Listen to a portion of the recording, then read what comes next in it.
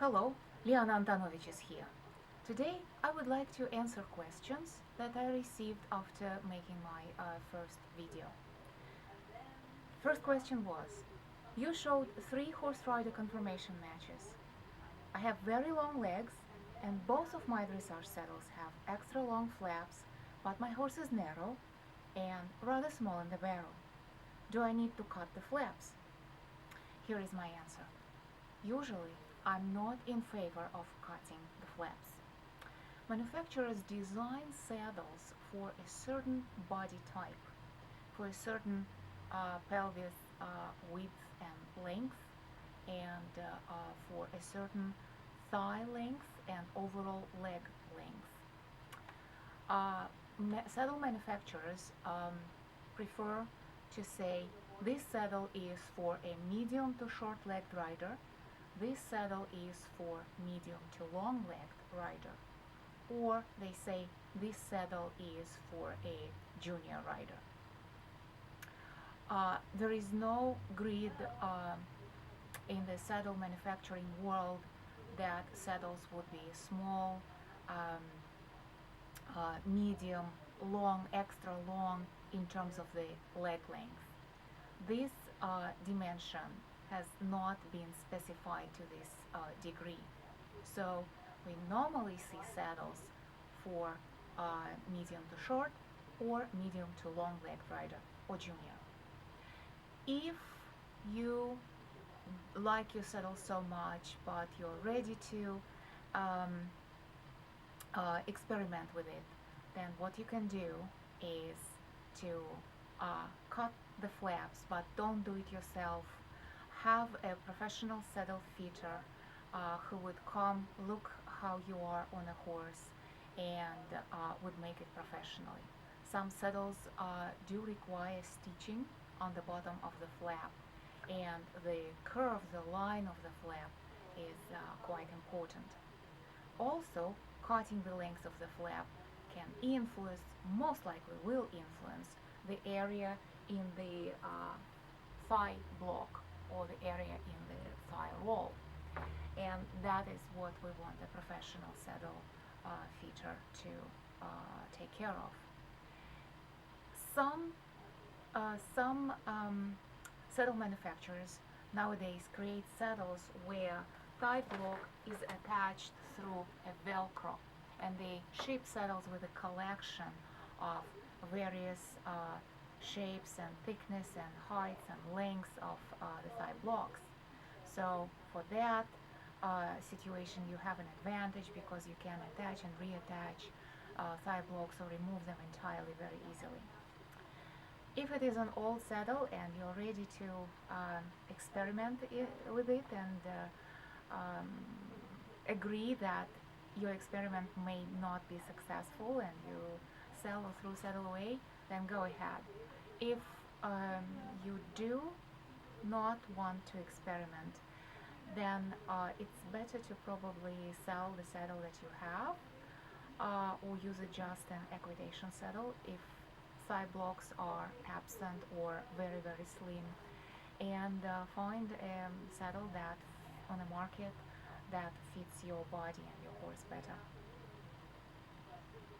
If you prefer cutting, make sure that the shorter already cut saddle flap will overlap with your boot at least 3 fingers. Ideally it is 4 fingers to 5, but so that it would be at least 3 fingers. If less, there is a high chance that your skin right above the boot would be pinched between the bottom of the saddle flap and the top of your boot. You want to avoid that. Another question came to my email box. I have 2 dressage saddles, one older Albion, another newer Albion, both with massive thigh blocks. Can I remove thigh blocks from my older saddle to turn it into my equitation saddle? Great idea. If a model allows that, some models do not allow that. But if your model does allow easily to remove the thigh block and the thigh roll on the top does not have a hard shape, repeating the thigh block shape, you will enjoy your new latest equitation saddle. It is good to play with your saddle by removing thigh blocks if you have two saddles or if you plan to have two saddles. Because, like I said in answer to my previous question, manufacturers build saddles to fit a certain body type of a rider and to have that body type in a certain position in the saddle. So modification can bring your body in that saddle to some imbalance. It is better to buy a saddle that already doesn't have thigh blocks and has only thin thigh roll. But if you have an older saddle, or if you found on the market at the store, on the secondary market, a saddle that it's inexpensive and you are ready to experiment, go ahead. You will enjoy your equitation riding very much. Third question. I checked dressage saddles online, and what is available mostly comes with significant thigh blocks. But you are saying big thigh blocks are not good. How come, then, we have so much of this offering on the market? Well, this is a very good question. 30-40 years ago, a dressage saddle was not much different from a jumping saddle. Mostly these saddles had no thigh rolls or thigh blocks at all. And the configuration of the dressage saddle, of a flap in a dressage saddle, would be only slightly more vertical and longer to allow enough sufficient overlap for a longer positioned leg with a boot. So this overlap of saddle flap with a boot in a long dressage stirrup slides down. So that's why flaps were longer, and they started gradually making these flaps angled not that much forward as a jumping saddles, but more straight vertical. Also, original dressage saddles were very shallow in the tree. They were harder and they were shallow in the tree. So the saddle itself would allow very little support, very little cooperation to develop for a rider to put himself or herself into a dressage seat and to be able to sustain the dressage seat. Also, the breeding was very different. Horses were of a different conformation type, and they did not develop swing in the back and contact. They would not come on the bit as easy as horses of the modern warm blood breeding.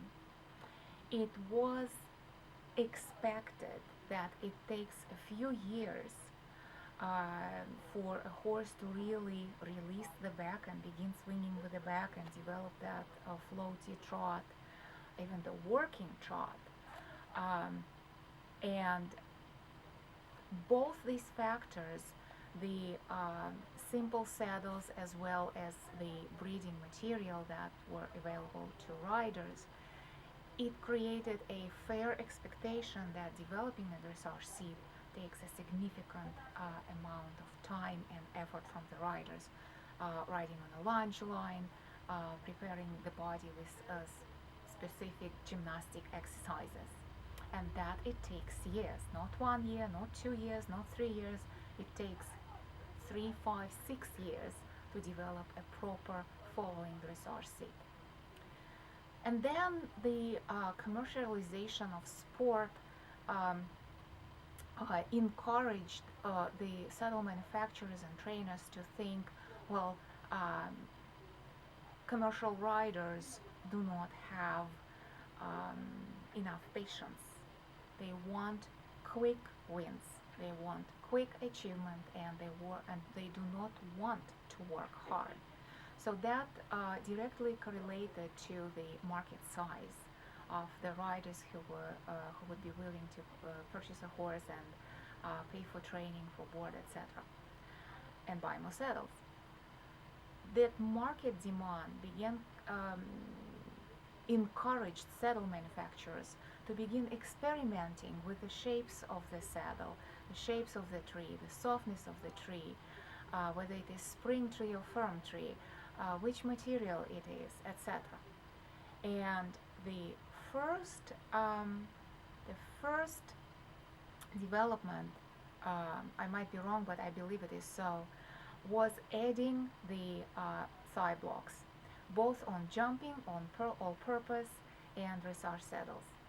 And we began seeing on the market these saddles that were pretty much identical in the shape and the tree with very little difference. They were either very shallow or slightly up to medium in depth, and but it was a great variation in the shape and thickness of the thigh blocks. So the thigh roll itself, with a soft padding, would go on additional thigh block, and that was an innovation for that time. The purpose of that innovation was to help an immature rider to position and secure the thigh going forward, assuming that the hip of a rider is not flexible, and the rider has difficulty in keeping alignment of a thigh down. The second development that came later, probably in the recent in the last 10 years, so I would say starting approximately late 1995, 97, 98. This is when we began seeing variation in the depths of the seat. We began seeing the first saddles that would have relatively deep seat and high positioned back of the saddle.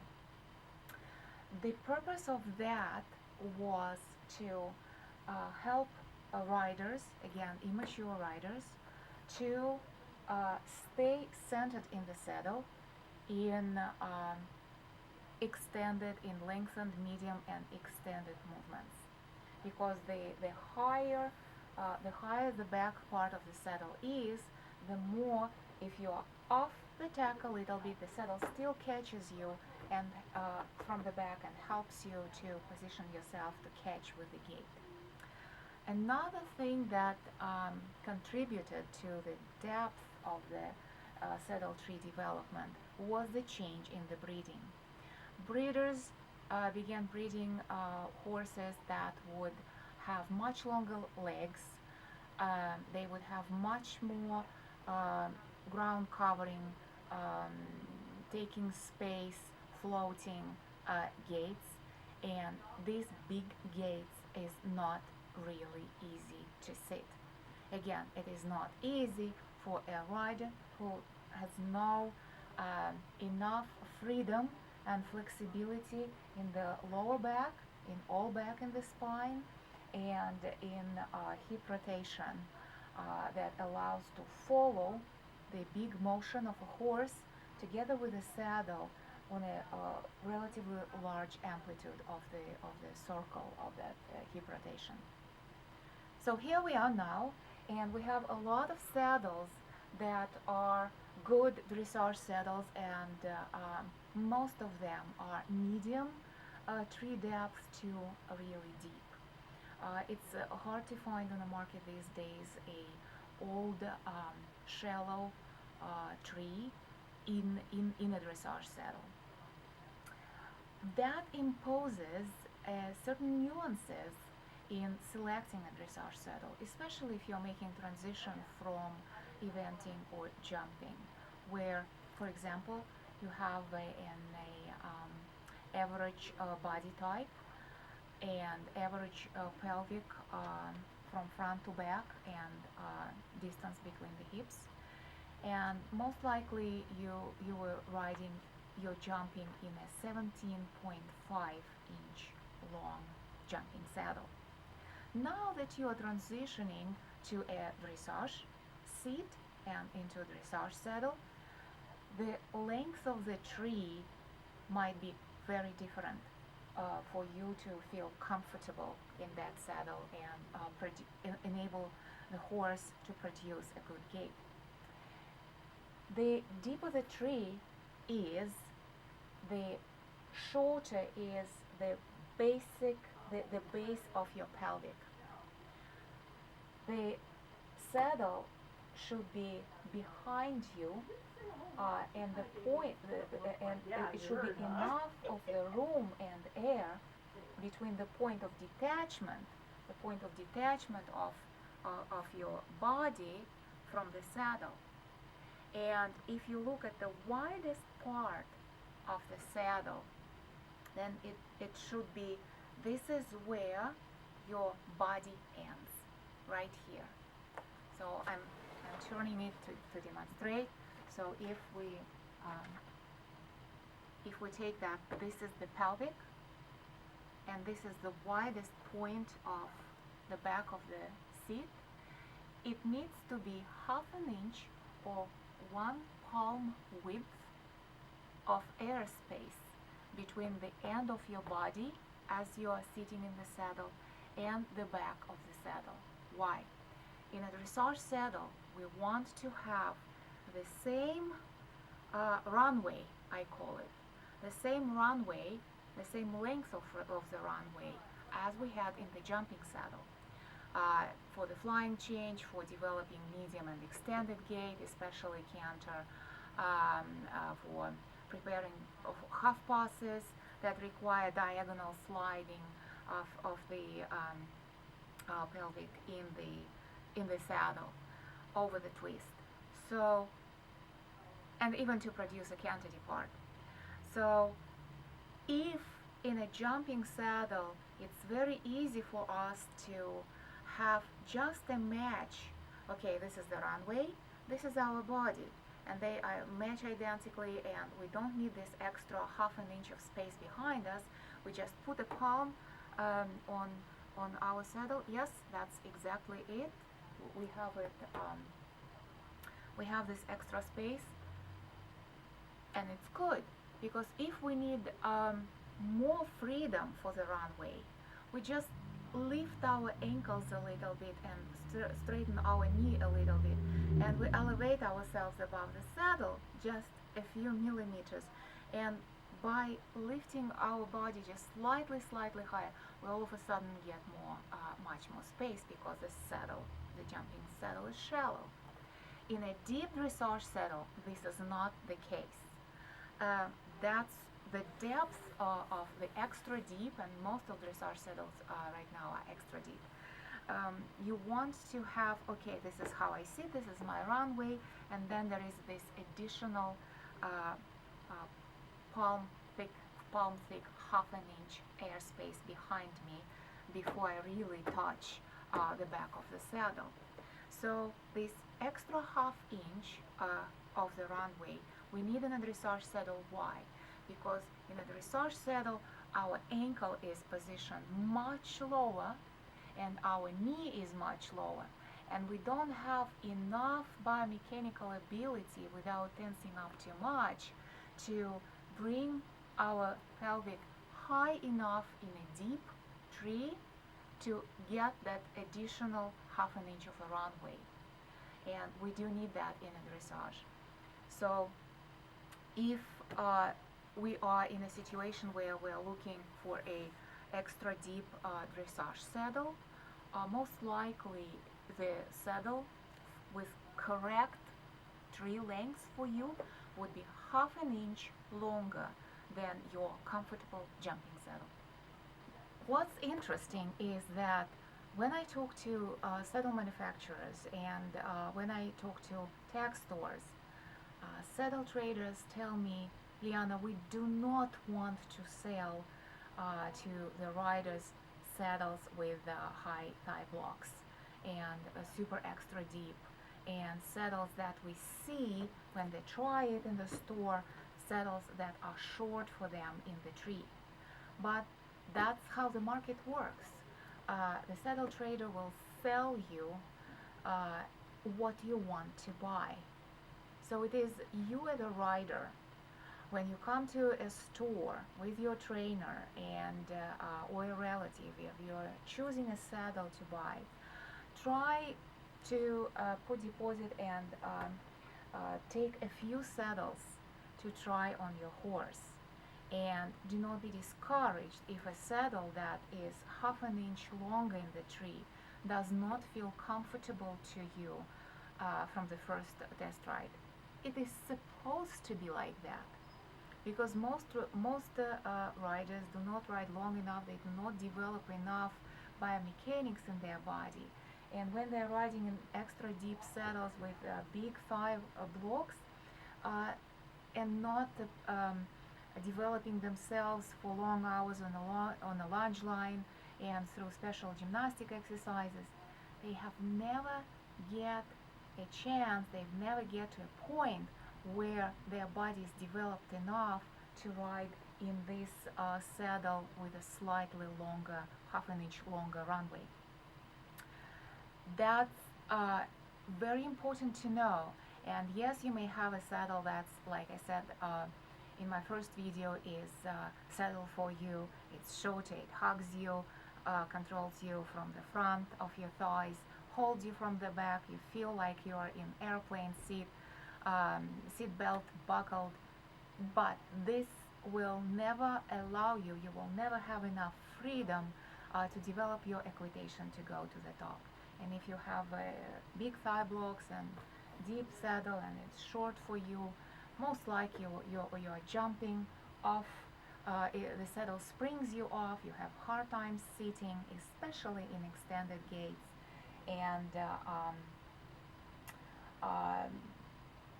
all the lateral movements and flying changes most likely tilt you into a fork seat, where the front of the pelvic digs down into the center of the saddle, and your pelvic looks for the room to get out of this constricted situation, and then it just slides back on the back of the saddle. Also, another point to watch: when you sit in the saddle on a horse, your seat bones should be in front of the saddle flap. Yeah? You look at your pictures and you'll say, oh no, Liana, my seat bones are way behind my saddle flap. This is not supposed to be the case. If your seat bones are touching quite far back the back side of the saddle is most likely small for you. You also can see if your seat bones are positioned correctly on the saddle. You can see where they are in relation to the pillows on the back, on the padding on the back of the saddle.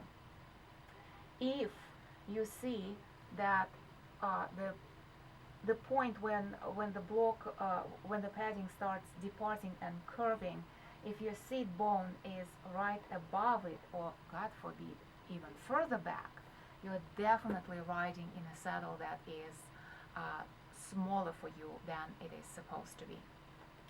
Another angle of it is, well, my horse has a short back, and that is true. There are a lot of horses on the market these days that have very short backs. Again, that's breeding in response to riders' demand. Belief is that horses with short backs are stronger, sound, they stay sound better, and the quality of their gaits is better. This is not true. We'll talk about that in another video at another time. But if it is true that your saddle is a compromise between a rider with a substantial pelvic conformation from front to back, and that horse requires the saddle to be shorter in its footprint on the back, then you definitely want to look at the saddle that has curving up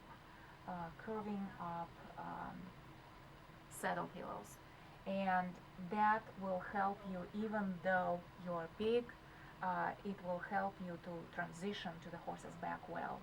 But if your seat bones are still further out, this is a not good combination, and your body produces leverage. especially if you have thigh blocks.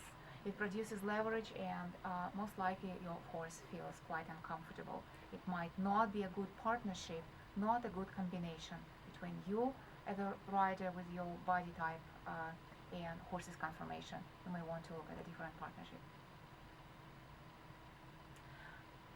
Very good question from a rider. Is there a way to ride in a saddle with high thigh blocks and do not restrict horse's back muscles? Very, very good question. Yes, it is possible, but it requires a lot of equitation riding, practicing your equitation seat, and a lot of discipline. Because for that, and this saddle is 17.5 PDS. For that, when you have a significant thigh block, you want to make sure when you ride that there is some air between your thigh and a block and a thigh block. And if you feel that you're pushing into thigh block a lot, that means that there is a situation here that requires either a bigger saddle or maybe a narrower horse for you, or you want to be riding without a thigh block, because the thigh block, when it is firm and shaped like that, it is built for a very specific leg length that lands on a saddle flap at a specific angle, and that's it, no deviation. So these saddles, which have very distinctive shape in a thigh block, are built for, especially if it is a long thigh block, they are built for a rider with exactly this many inches from hip to the kneecap, and the seat bones have to be positioned exactly there. So there is no room for deviation or room for mistake. If you are a shorter legged rider and your thigh is shorter and your horse is broader, or the twist in the saddle is a little bit bigger than what you need, then most likely your thigh will come more forward and out, and your kneecap will be on the thigh block, not behind it. And if that's the case, this is not the right saddle, not the right partnership. If your kneecap is down below and your thigh goes parallel to this inner side of a thigh block, and you are comfortable, you're not touching it, then it is a very good chance, and you're soft in the hip rotation, and it is a very good chance that this saddle is a good saddle for you to practice riding and for your competitions. And my toes are pointed out.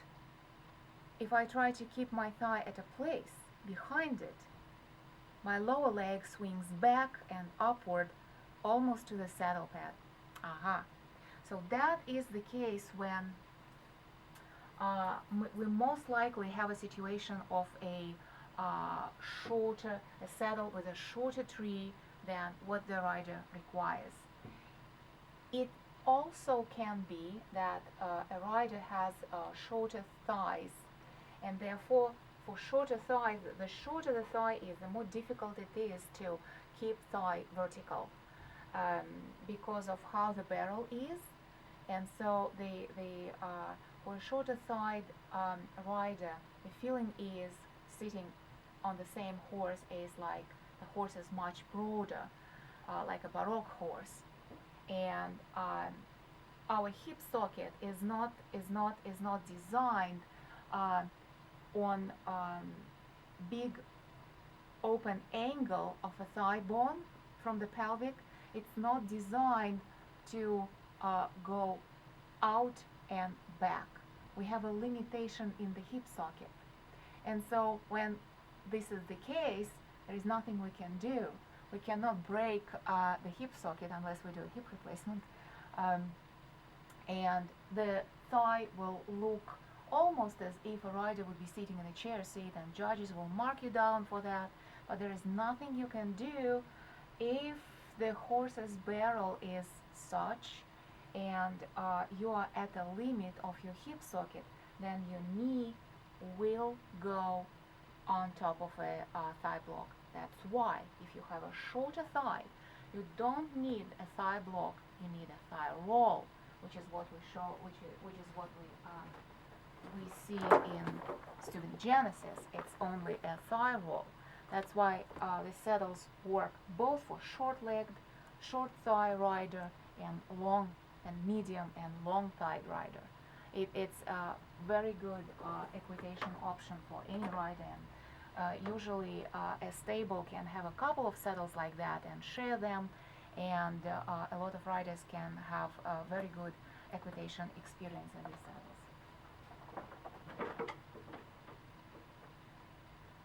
So one thing is, if this is the case, if you try to position your thigh down, your leg swings back very high like that. For the flying changes in the half passes, we see that problem a lot. So that also can mean that your saddle is too deep for you. Your saddle is too deep for you or too short in the runway, in the base. In this case, you need to look either into 17.5 with a shallower tree, or you need to look into 18-inch saddle with the same or similar tree depth. Thank you very much. I hope you find this video useful. Please share it with friends, with your riders, with trainers, with saddle fitters. Here is Liana Antanovich with Equestrian Insider. Please send your feedback and more questions to Liana at equestrianinsider.com. Happy riding!